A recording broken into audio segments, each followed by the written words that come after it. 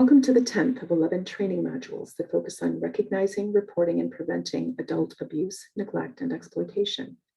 In this training, we will cover steps you can take to de-escalate situations. In other words, what can you do to calm your person when you sense he or she is becoming anxious or angry? The action steps we will be discussing can be helpful with anyone, but you will find them especially helpful for people living with brain change, such as dementia, traumatic brain injury, and Alzheimer's disease. In order to work effectively with persons with brain change, our session goals include learning to identify ways to address challenging communication and situations, to build your active listening and de-escalation skills, and to empower yourself to be person-centered. Great day-to-day relationships are at the heart of de-escalation. Knowing a person is the key to effective communication. This leads to positive relationships, which helps prevent stressful situations. Communication is the exchange of information, ideas, and emotions among people.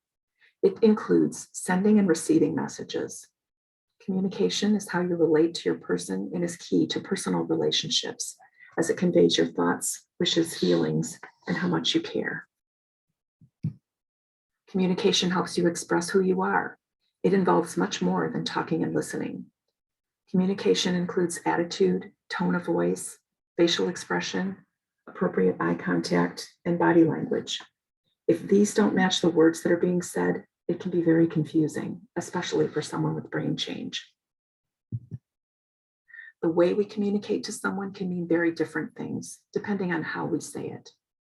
For example, when I say, "It is time to go now," to someone with a smile and in a calm, low tone, it is communicating one way.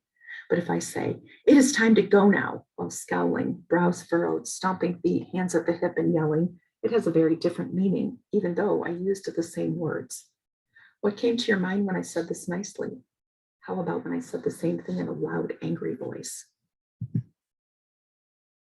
Communication is more than just words. Over half what we communicate is nonverbal. In order to effectively communicate, you need to pay attention to your voice and body language. In fact, persons experiencing brain change often understand your nonverbal cues more than the words you use. It is important to try to ensure that your body and your words communicate the same message and feelings. Persons with brain change may have difficulty finding the right words, use familiar words repeatedly, invent new words to describe familiar objects. They may easily lose their train of thought and have difficulty organizing words logically. Persons with brain change may also go back to speaking his or her first language. For example, if your person grew up in a home where Spanish was spoken, he or she may start speaking in Spanish again. Your person may have less impulse control. Brain change can make it more difficult for your person to control what and when he or she says it. Additionally, your person may use language that he or she has not previously used and that others may think is inappropriate. Your person may speak less often and rely on nonverbal gestures.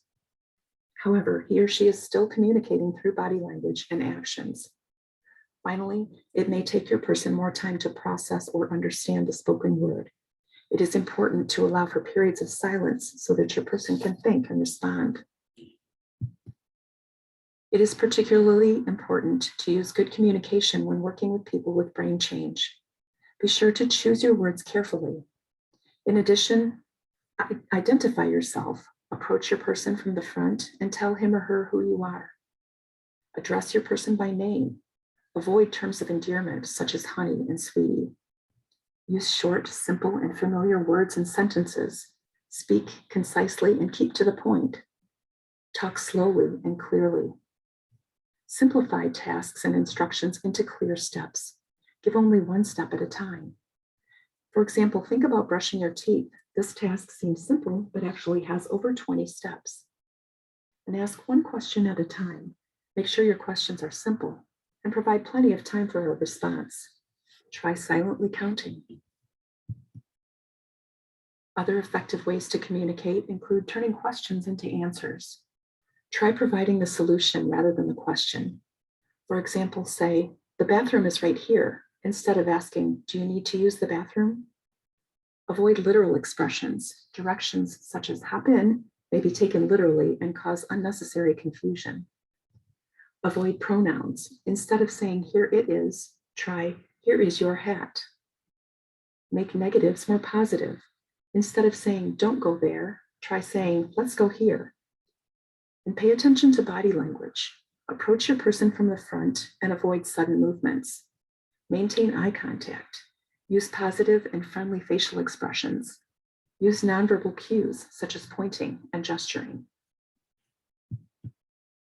Other effective ways to communicate include demonstrating visual cues by pointing or beginning the task for your person. Avoid quizzing and questions like, do you remember when? Or don't you know who that is? Write things down. Try using written explanations as reminders, or when verbal ones seem too confusing. Try again later. If your person looks like he or she is not paying attention, try to communicate again a few moments later. Avoid talking down to your person. Always be respectful and honor your person's dignity. And remember, if you see or suspect abuse, neglect, and/or exploitation of an adult, please call Adult Protective Services Centralized Intake toll-free at 855-444-3911. Thank you for participating in this module, which discussed several useful tips for de-escalating situations, especially for persons with brain change. Please join us for our final module titled When Abuse Happens, Putting It All Together.